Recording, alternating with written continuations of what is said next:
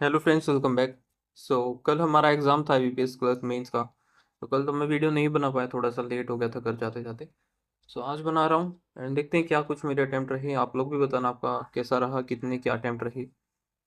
बाकी स्टार्ट करते हैं रीजनिंग से। तो रीजनिंग में एक पज़ल मैंने बनाई थी। पज़ल थी वैसे तो, बट मैंने एक ही बना पाया, मैं दूसरी बना रहा था तो टाइम भी चला गया और नहीं बनी वो। तो एक थी डेजिग्नेशन वाली, ठीक है, जिसमें 8 डेजिग्नेशन थे। तो वो पज़ल मेरी हो गई थी, वन गो में हो गई थी वो। तो 5 क्वेश्चन वो थे, रिजल्टेंट बेस्ड क्वेश्चन थे। आई थिंक 5 ही क्वेश्चंस होंगे वो। ठीक है, फिर डाटा सफिशिएंसी के कुछ क्वेश्चन थे वो किए थे। इनपुट आउटपुट आउटपुट के 5 क्वेश्चन थे, वो बनाई थी, तो वो हो गए थे और कुछ मिसलेनियस हो गए थे। ठीक है, तो इस तरीके से रीजनिंग में मेरे टोटल अटेम्प्ट थे 23। ठीक है, तो नेक्स्ट बात करते हैं हम क्वांट की। तो क्वांट में डीआई और कैसलेट मैंने की है ज़्यादातर तो। ठीक है, डीआई जो एक थी, कौन सी थी, इलेक्शन वाली, उसका शायद एक दो ही क्वेश्चन किए थे, थोड़े से लेंथी थे, इस वजह से मैंने नहीं किए वो क्वेश्चन। सॉरी। और एक थी, एक और थी, पॉसिबिलिटीज़ वाली थी शायद, है ना। तो प्रोबेबिलिटी वाली, तो वो मैंने की नहीं, उसमें टाइम ज़्यादा लग रहा था, तो वो मैंने छोड़ दी। और एक डीएम मैंने की थी जिसमें टेबल और पाई चार्ट दोनों ही थे, तो वो बन गई थी। और दो कैसेट थी, एक छोटी थी, दो दो ही क्वेश्चन थे शायद, 2 से 3 क्वेश्चन थे मेल फीमेल वाली में शायद। या फिर एक ईयर बेस्ड थी, ईयर थे ABC, और ईयर थे उसमें 2021 2022। तो ये दो कैस्केलेट थी मतलब, तो ये दोनों हो गई थी, ये की थी मैंने। क्वाड्रेटिक इक्वेशन थे नॉर्मल जो प्री लेवल में आते हैं, वही लगे मुझे तो वो किए थे। नंबर सीरीज के कुछ क्वेश्चंस थे, वो किए थे, वो हो गए थे सारे। अप्रोक्सीमेशन किए थे, डाटा सफिशिएंसी था, और अर्थमेटिक।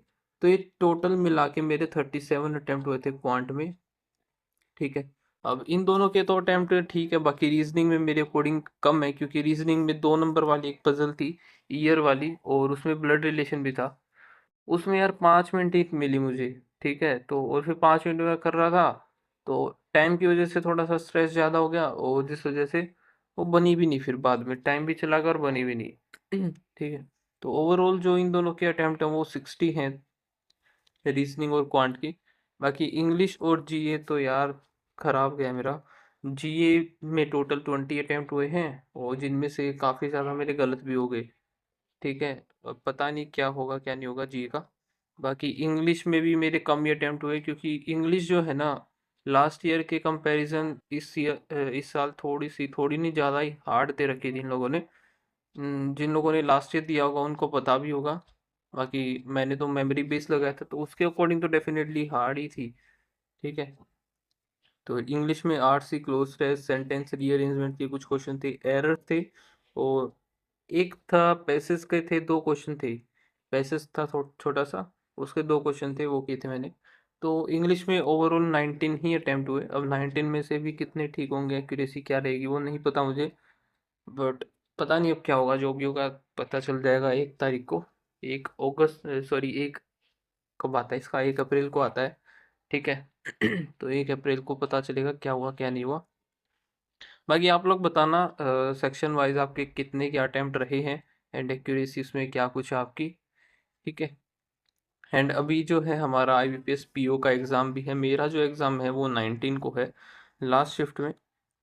तो आप लोग बताना आपका कहाँ है यार। एक बात है, पता नहीं क्यों मेरा जो है सेंटर बार बार गुड़गांव में राव मोहर कॉलेज, ये इतनी बेकार जगह है उधर की ना, उस साइड डाल देते हैं बार बार। तो ये भी मेरा वही है, राव मोहर कॉलेज में। ठीक है, तो 19 को है। तो अभी मैं मॉक वही लगाऊंगा, IBPS PO गई।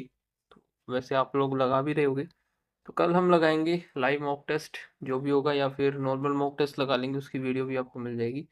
एंड अभी जो है टेक्स्ट बुक पर एक सेल चालू है, तो 2 दिन सेल चलेगी, आज और कल।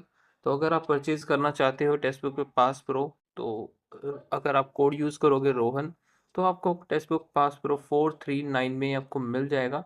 जो इसका ओरिजिनल प्राइस होता है, आफ्टर सेल इसका जो प्राइस इंक्रीज होके 650 या फिर 700 ऐसा कुछ प्राइस इसका चला जाएगा।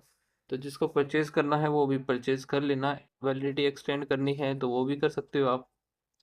ठीक है, सो यही कुछ इन्फॉर्मेशन आपको देनी थी, बाकी मिलते हैं नेक्स्ट वीडियो में, तब तक के लिए बाय बाय, थैंक यू।